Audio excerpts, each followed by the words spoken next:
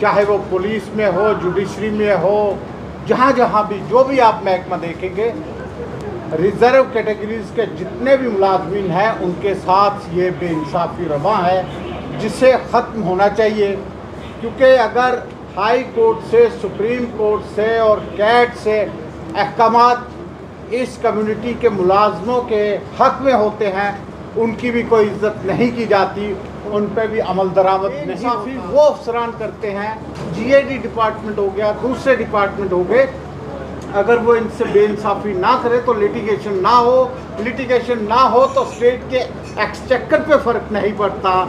लेकिन ये स्टेट के एक्सचेकर को भी तबाह करते हैं। इसलिए एक दफ़ा ये बात कही थी जनाब बेग साहब ने, जब वो डिप्टी चीफ मिनिस्टर बने, उन्होंने कहा कि जिस ऑफिसर की वजह से लिटिगेशन होगी उससे ये बरामदगी होनी चाहिए, उससे जो भी स्टेट का नुकसान हो उससे बरामद किया जाना। से लेकर 2.5 लाख के करीब हमारे रिजर्व जो कैटेगरी के एम्प्लॉइज़ हैं जो काफ़ी देर से अफेक्ट हो रहे हैं, 2015 से लेकर आज तक वो जद्दोजहद में लगे हुए हैं। क्योंकि असेंबली में एक क्वेरी उठाएगी रिजर्व एम्प्लॉइज़ के लिए, रिजर्व कैटेगरी के एम्प्लॉइज़ के लिए रिजर्वेशन प्रमोशन को लेकर, जो असेंबली में लास्ट क्वेश्चन रहा, उस क्वेश्चन का जो आंसर दिया गया गवर्नमेंट की साइड से वो मेलाफाइड था, बहुत ही गलत तरीके से उसका जवाब दिया गया। कॉन्फ्रेंस रिज़र्व कैटेगरीज के मुलाजमीन की तरफ से है, क्योंकि इन मुलाजमीन के साथ हर शोबा में बहुत ही बेइंसाफ़ियाँ रवा हैं। उन बेइंसाफ़ियों के ख़िलाफ़, चाहे वो तरक्कियों में हो, अपॉइंटमेंट में हो, किसी तरह भी हो, और रिजर्वेशन एंड प्रमोशन हो, उन तमाम चीज़ों को लेकर के है। वो क्या किसी शायर ने कहा है कि एक दो ज़ख्म नहीं पूरा जिस्म ही छलनी है, दर्द भी सोच के परेशान है कि कहाँ से उठे वो। आज किसी एक महकमा की तरफ से ये प्रेस कॉन्फ्रेंस भले ही नहीं है, लेकिन इनिशिएटिव जो लिया है वो Jammu Kashmir reserve categories electrical engineers association ने लिया है, तो उनकी तरफ से ये प्रेस कॉन्फ्रेंस की जा रही है। लेकिन दूसरे शोबा जात में भी अगर आप देखेंगे, चाहे वो पुलिस में हो, जुडिशरी में हो, जहाँ जहाँ भी जो भी आप महकमा देखेंगे, रिज़र्व कैटेगरीज के जितने भी मुलाजमीन हैं उनके साथ ये बेइंसाफ़ी रवा है, जिसे ख़त्म होना चाहिए। क्योंकि अगर हाई कोर्ट से, सुप्रीम कोर्ट से और कैट से अहकामात इस कम्युनिटी के मुलाजमों के हक़ में होते हैं, उनकी भी कोई इज्जत नहीं की जाती, उनको भी इम्प्लीमेंट नहीं किया जाता, उन पर भी अमल दरामद नहीं होता। इसलिए ज़रूरत पड़ी है आज की ये प्रेस कॉन्फ्रेंस करने की। और कैटेगरीज के जो मुलाजमीन हैं वो तंग आ गए हैं, और तंग आमद बजंग आमद, इसलिए आज उन्होंने अपने लीगल एडवाइज़र जनाब शशि भूषण थापा जी के ज़रिए, जनाब परवेज़ अहमद चौधरी साहब के ज़रिए, अकरम चौधरी साहब के ज़रिए, और दूसरे जो बुजुर्गान हैं रिज़र्व कैटेगरीज से ताल्लुक़ रखते हैं, उनके ज़रिए ये प्रेस कॉन्फ्रेंस का इनेकाद किया है। और अपनी बात सभी ये लोग, खुसूसन मैं थापा साहब से गुजारिश करूँगा कि तफसीली तौर पे आपको बताएंगे। और एक बात आप चीज़ देख लीजिए, ये ज़रूरी है, ये जो लिटिगेशन होती है अदालतों में, इसका कारण यही है कि इन कैटेगरीज के लोगों के, मुलाजमों के साथ जब बेइंसाफ़ी होती है, और बेइंसाफ़ी वो अफसरान करते हैं, GAD डिपार्टमेंट हो गया, दूसरे डिपार्टमेंट हो गए, अगर वो इनसे बेइंसाफ़ी ना करे तो लिटिगेशन ना हो, लिटिगेशन ना हो तो स्टेट के एक्सचेकर पे फ़र्क नहीं पड़ता, लेकिन ये स्टेट के एक्सचेकर को भी तबाह करते हैं। इसलिए एक दफ़ा ये बात कही थी जनाब बेग साहब ने, जब वो डिप्टी चीफ मिनिस्टर बने, उन्होंने कहा कि जिस ऑफिसर की वजह से लिटिगेशन होगी उससे ये बरामदगी होनी चाहिए, उससे जो भी स्टेट का नुकसान हो उससे बरामद किया जाना चाहिए। तो ये चीज़ें मैं चाहता हूँ कि कैटेगरीज के मुलाजमीन के साथ फौरी तौर पे बेइंसाफ़ी, चाहे वो प्रमोशन में हो, प्रमोशन और अपॉइंटमेंट हो या मुंतकली में हो, ट्रांसफर्स में हो, ये चीज़ें ख़त्म होनी चाहिए। अब मैं शशि भूषण थापा साहब से गुजारिश करूंगा कि वो आपको तफसीली तौर पे मज़ीद बताएं। मैं यहाँ पे हमारे जितने भी मीडिया के लोग और मीडिया बंधु हमारे यहाँ पे हाज़िर हैं, मैं इनका शुक्रिया अदा करता हूँ कि आज वो हमारी प्रेस कॉन्फ्रेंस को यहाँ कवर करने के लिए इकट्ठा हुआ है। आज की जो हमारी प्रेस कॉन्फ्रेंस है वो स्पेशली हमारे जो रिज़र्व एम्प्लॉइज़ हैं वो किसी भी अदारे से हैं। आज तो हम स्पेशल जो है इलेक्ट्रिकल डिवीज़न के लेकर कर रहे हैं, लेकिन मैं सभी जो हमारे दायरे में आते हैं 2 लाख से लेकर 2.5 लाख के करीब हमारे रिज़र्व जो कैटेगरी के एम्प्लॉइज़ हैं जो काफ़ी देर से अफेक्ट हो रहे हैं। 2015 से लेकर आज तक वो जद्दोजहद में लगे हुए हैं और हमारे लोग जो हैं वो इस सिस्टम की वजह से वो सिस्टम में आपके सामने बात रखना चाहूँगा। आपके माध्यम से मेरे को बड़ी खुशी हो रही है कि आज जो हमारा प्रेस मीडिया है आज़ादी से हमारी बात को खुलेआम रख रहा है और पूरे जो प्रेस मीडिया को मैं शुक्रगुजार करता हूँ कि आज आप हमारे यहाँ हमारी बात को आपके माध्यम से रखने के लिए हमारी हेल्प कर रहे हैं। तो मैं क्योंकि ये सारा का सारा मैटर लीगल है तो मैं लीगल एस्पेक्ट पे ही बात करूँगा। सबसे पहले मैं ये बात करूँगा कि असेंबली में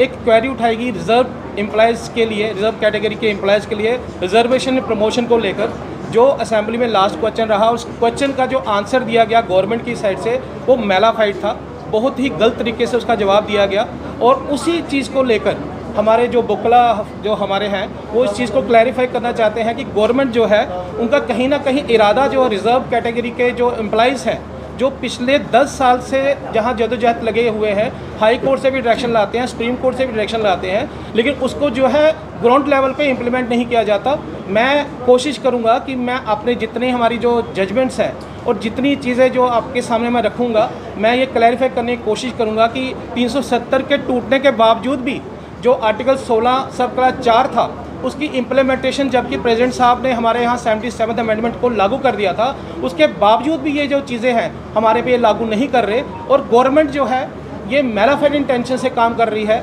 जबकि जो इनके लोकल लोग जो हैं वो गलत तरीके से अपनी नोट शीट पॉइंट आउट करते हैं। जो हमारे एग्जीक्यूटिव हेड है उनको चाहिए कि वो नोट शीट अब बड़े ध्यान से पढ़े, वो बिना पढ़े हुए जो हमारे एग्जीक्यूटिव हेड है वो उसको आगे रिप्रेजेंट कर देते हैं, लेकिन जो नीचे के लोग मुलाजिम हैं वो गलत तरीके से गलत चीज़ों को नोट शीट में डालकर आगे प्रेजेंट कर देते हैं। मैं अपने स्टेट एग्जीक्यूटिव को गलत नहीं ठहराऊंगा, लेकिन उनकी यही गलती है कि वो नीचे के लोगों को जो है पॉइंट आउट नहीं करते, उनका ध्यान से पढ़ते नहीं हैं और जो चीज़ें नीचे से आती हैं वो पुरानी की पुरानी चीज़ें जो 10 साल पहले पुरानी थी उन्हीं चीज़ों को रिप्रेजेंट करके आगे देते हैं और उन्हीं चीज़ों को जो हमारे एग्जीक्यूटिव हेड होते हैं वो आगे रख देते हैं। तो ये बड़े दुख की बात है कि असेंबली जैसा दायरा जहाँ पे हमारे नुमाइंदे चुन के आते हैं वो एक क्वेश्चन पूछते हैं और उस क्वेश्चन का जो आंसर आता है वो बड़ा मेलिफाइड तरीके से आता है। मैं आपको लीगल तरीके से ये क्लैरिफाई करने की कोशिश करूँगा क्योंकि जो प्रेस मीडिया है वही ये बात को अच्छे ढंग से रख पाता है। तो मैं आपको बताना चाहूँगा कि 2015 में अशोक शर्मा वर्सेस स्टेट जो डीबी का फैसला आया था उसमें section 6 of reservation act 2004 rule 2005 को स्ट्रक डाउन किया गया था। क्यों किया गया था? क्योंकि उस बात को ये रखा, मैं इसको क्लैरिफाई करना चाहूँगा कि इसलिए रखा गया था कि आर्टिकल 16(4) जो था वो J&K में लागू नहीं होता था और इस चीज़ को लेकर सेक्शन 6 ऑफ रिजर्वेशन एक्ट 2004 और रूल 5 को स्ट्रक डाउन कर दिया गया डीबी के द्वारा। लेकिन इन चीज़ों को बताते हुए कि हमारे जो रिज़र्व कैटेगरी के एम्प्लॉइज़ थे वो SLP में केस टाइटल मोहम्मद हनीफ और अशोक कुमार को चैलेंज किया गया, जिसमें 2 केस जो थे वो सुप्रीम कोर्ट में SLP के द्वारा लगाए गए और दूसरा केस गगन ज्योति था। इन दोनों केसेस में जब हम SLP में गए और दोनों केसेस को टैग करके सुप्रीम कोर्ट ने स्टेटस को ऑर्डर दिया था। मैं फिर क्लैरिफाई करना चाहूँगा कि ये दोनों केसेस को SLP के द्वारा ज्वाइंट करके टैग करके स्टेटस को ऑर्डर दिया गया था 2015 में और ये वही 2015 का स्टेटस को ऑर्डर है जो आज तक जो है इसी चीज़ को जो ये मुलाजिम लोग जो नीचे नोट शीट डालते हैं वो वही पुरानी की पुरानी बातें जो दोहराते रहते हैं। नई जजमेंट जो आई, नए ऑर्डर जो आए सुप्रीम कोर्ट के, उनके बारे में कोई भी तफसील से जो डिटेल ये नहीं देते। तो मैं फिर आपको आगे बताना चाहता हूँ कि 2016 में Vinod Kumar Bhagat versus state of J&K फिर एक SLP फाइल हुई जो कि सुप्रीम कोर्ट में चैलेंज हुई और इस केस में एक स्टे ऑर्डर आया जिसका जो ऑर्डर है वो मेरे पास है। अगर आप देखना चाहेंगे तो मैं आपको तफसील से दिखा भी दूंगा। और उसके बाद इसी ऑर्डर के तहत हाई कोर्ट को डायरेक्शन हुई कि अगर वैकेंसीज वैकेंट है तो आप रिजर्वेशन प्रमोशन उन एम्प्लॉइज़ को दे सकते हैं और इस ऑर्डर के अकॉर्डिंगली जुडिशरी में प्रमोशन हुई भी। उसके बाद 2016 में इलेक्ट्रिकल इंजीनियर्स ने एक इसी अशोक कुमार की जजमेंट को जो 2015 में स्ट्रक डाउन हुआ था,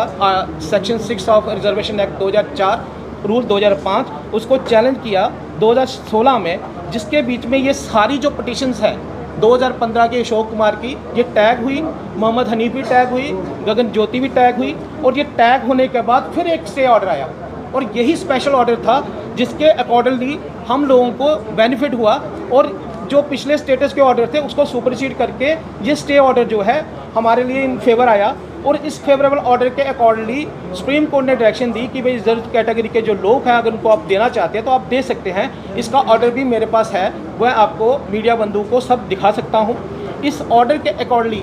स्टेट गवर्नमेंट ने हमको अकॉर्डिंगली इस ऑर्डर को अवलाइज करते हुए हमें प्रमोशन देनी चाहिए थी। मैं आपको एक चीज़ क्लैरिफाई करना चाहता हूँ कि जो असेंबली में आंसर आया क्वेरी का, उस आंसर में आज तक ये एक ही चीज़ का आंसर दे रहे हैं कि स्टेटस क्यों है, जबकि मैं आपको 2 जजमेंटें क्लैरिफाई कर रहा हूँ कि 2 जजमेंटों में क्लैरिफाई के लिए स्टे ऑर्डर है। ये स्टे ऑर्डर को रिप्रेजेंट नहीं करते, वही पुराना 2015 का ऑर्डर का आलाप जपते रहते हैं, स्टेटस क्यों है, स्टेटस क्यों है, स्टेटस क्यों है। जबकि स्टेटस क्यों के बाद 2 ऑर्डर जो है एसएलपी के थ्रू स्टे ऑर्डर आ गए हैं। और स्टे ऑर्डर में वेरी क्लियरली बताया गया है कि आप अगर वैकेंसी खाली है तो इनको प्रमोशन दे सकते हैं, लेकिन इसके बावजूद भी इन्होंने इस पर कोई हमको बेनिफिट नहीं दिया। और जब इस चीज़ को हमने आगे चलाया तो इसी के अकॉर्डिंगली हमने और 2 जो है हाई कोर्ट में जो डीबी बेंच के सामने हमने केस फाइल किए, और फिर अशोक कुमार शर्मा के केस को हमने चैलेंज किया। इसमें मंजूर अहमद अहंकार अदर वर्सेस स्टेट, वजाहत अली मीर और नवेद अहमद वर्सेस स्टेट। आपकी आज डिमांड मेन क्या कहना चाहोगे? सर हमारी जो डिमांड है, हम ये कहते हैं कि जो लोग असेंबली में रिप्लाई दे रहे हैं, क्योंकि एग्जीक्यूटिव हेड जो है वो नीचे का रिप्लाई जो है डिटेल में नहीं दे रहे। प्रॉब्लम ये आ रही है कि जब हमारा स्टे ऑर्डर हो चुका है, जब इनको ये ऑर्डर सुप्रीम कोर्ट का इम्प्लीमेंट करना है, instead of implementing this order ये हमको झूठ मार के मैलिशियस ढंग से ये बता रहे हैं कि वहाँ स्टेटस क्यों ऑर्डर है, और स्टेटस क्यों ऑर्डर के बाद हम तभी कुछ करेंगे जब सुप्रीम कोर्ट का फाइनल ऑर्डर आ जाएगा। अब इन लोगों को ये एक्सप्लेन करना नहीं आ रहा कि स्टेटस क्यों में और स्टे ऑर्डर में क्या डिफरेंस है। जब आपका ऑर्डर स्टे हो चुका है और एसएलपी में डायरेक्शन आ चुकी है कि आपको इनको देनी है, तो इंस्टेड ऑफ देने के बजाय ये एक जीएडी का ऑर्डर पास करते हैं 2021 में। उस ऑर्डर को भी हमने चैलेंज किया है, वो ऑर्डर भी जो है क्रैश हो चुका है, लेकिन उसके बावजूद ही इनका रिप्लाई आता है कि वो ऑर्डर अभी तक पेंडिंग है। ये गलत तरीके से असेंबली में रिप्रेजेंट कर रहे हैं। हमको उम्मीद थी 2015 में जब गवर्नमेंट गई थी तो एनसी की गवर्नमेंट थी, अब जब दोबारा डेमोक्रेटिक ढंग से मेजॉरिटी के साथ एनसी गवर्नमेंट वापस आई है तो हम उम्मीद लगा के बैठे थे कि ये गवर्नमेंट जो है हमारी बात को सुनेगी। जो 2 लाख से लेकर 2.5 लाख के हमारे जो मुलाजिम थे उनको बेनिफिट मिलेगा, लेकिन वो उम्मीद भी हमको बेकार ही लग रही है, क्योंकि इस गवर्नमेंट ने बड़े ही गलत तरीके से असेंबली में जो रिप्लाई दिया, हमारे जो चुने हुए नुमाइंदे थे उनकी आवाज़ को जो हम वो रखना चाहते थे उसको उन्होंने बहुत ही गलत तरीके से, मैलाफाइड तरीके से उसको रिप्रेजेंट किया। मैं आपके माध्यम से ये बताना चाहता हूँ कि जो लोग नीचे से नोट शीट डालकर वही ऑर्डर घड़ी घड़ी रिपीट कर रहे हैं, स्टेटस को का ऑर्डर, वो गलत तरीके से कर रहे हैं। उनके खिलाफ इंक्वायरी होनी चाहिए, एक बड़े तरीके से उनके खिलाफ जो है एक मूवमेंट खड़ी करके उनको इनकी इंक्वायरी की जाए कि क्यों ये गलत तरीके से बता रहे हैं, जबकि स्टेटस के ऑर्डर के खिलाफ स्टे ऑर्डर आ चुके हैं, प्रॉपर डायरेक्शन डीबी की आ चुकी है कि इनको बेनिफिट दिया जाए। 2025 में भी एक ऑर्डर आ चुका है किंग कुमार वर्सेस स्टेट के नाम से, कि जिसमें क्लियरली ये बताया गया है कि आप कोई भी प्रमोशन तब तक नहीं कर सकते जब तक कि रिजर्व कैटेगरी के एम्प्लॉइज़ को भी आप प्रमोशन नहीं देते। और उनको ये बताया गया कि क्वांटिटेटिव डाटा कलेक्ट करें 6 मंथ के अंदर अंदर। आज सर इतना टाइम निकल गया, ये कोई डाटा कलेक्ट नहीं कर रहे, ये कुछ नहीं कर रहे, ये एसएलपी को, सुप्रीम कोर्ट के ऑर्डर्स को नहीं मानते। इनको किस तरीके से बताया जाए? मैं ये बताना चाहता हूँ कि इस गवर्नमेंट में कुछ मुलाजिम उस तरीके से बैठे हुए हैं जो अपना मन जो है क्लैरिफाई कर चुके हैं कि वो रिजर्व कैटेगरी के एम्प्लॉइज़ को बेनिफिट नहीं देना चाहते, और उनकी जो मैलाफाइड इंटेंशन है वो असेंबली में बाहर आ गई। जो उन्होंने रिप्लाई दिया वो मेरे पास है, मैं आपको दिखा सकता हूँ कि उन्होंने 2 ऑर्डर ऐसे रिप्रेजेंट की है जो कैश हो चुके हैं, और आज भी वही रिप्लाई दे रहे हैं कि वो कैश नहीं हुए हैं। इससे बड़ी झूठ और इससे बड़ा मैलिफाइड इंटेंशन की और क्या हो सकती है, ये मैं आपके सामने रख रहा हूँ।